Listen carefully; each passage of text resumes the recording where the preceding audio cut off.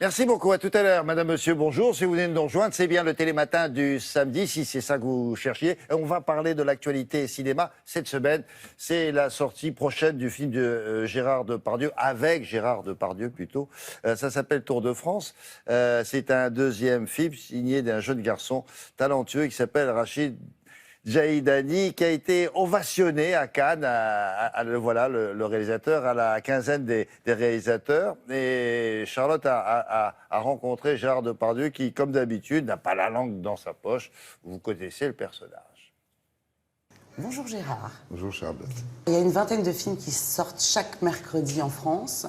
Est-ce que c'est une bonne chose? C'est un peu comme le raisin.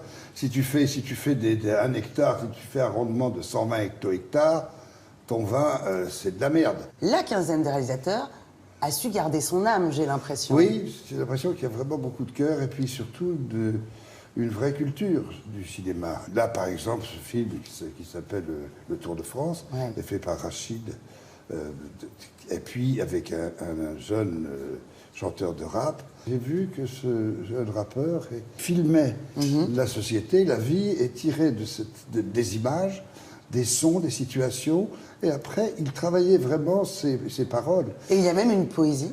Monsieur, il veut vous parler. Là.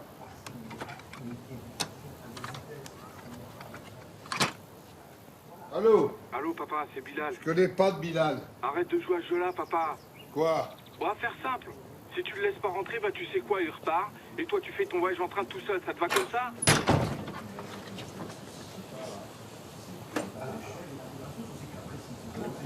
Je retiens rien d'intellectuel, je ne retiens que l'émotion. Les performances d'acteurs ne m'intéressent pas trop. J'aime bien les femmes, les actrices femmes, parce qu'elles sont beaucoup plus courageuses que les mecs, et que les gens sont de plus en plus maintenant, dans les films que je vois, expliquent beaucoup et pensent qu'ils travaillent trop. Je sens le travail. En revanche, chez les femmes, ça ne me gêne pas. Je dois dire que la grâce d'Isabelle Adjani, derrière sa difficulté d'être, et c'est quelque chose qui m'intéresse beaucoup. Mais alors que Isabelle Huppert, c'est un espèce de... C'est un char d'assaut. Alors, Je vous l'ai dit, moi, monsieur, c'est Bilal qui m'envoie. Je suis le chauffeur. sa mère et moi, on lui a donné le prénom de Mathias. Bilal, je connais pas. Vous avez joué dans plus de 200 films. Quand vous vous rasez le matin, vous vous dites quoi? Ah, j'évite de braser devant une glace. Je peux pas me voir. Si tu savais comme...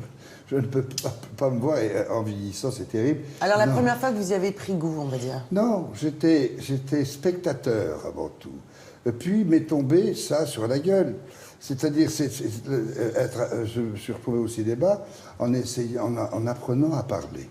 Disons, en essayant de contrôler ou de pas contrôler, d'apprivoiser cette hyper-émotivité qui m'empêchait l'émission de la parole. Comme j'avais très peu de vocabulaire et j'avais pas de timidité physique, parce que le regard était là et qui fouillait l'âme de l'autre, mais dès qu'il fallait s'exprimer, de même que j'étais incapable d'une performance sportive. Mais en revanche, quand je me suis retrouvé dans une lumière avec les mots des autres, eh bien là, c'était extraordinaire. Tout se calmait.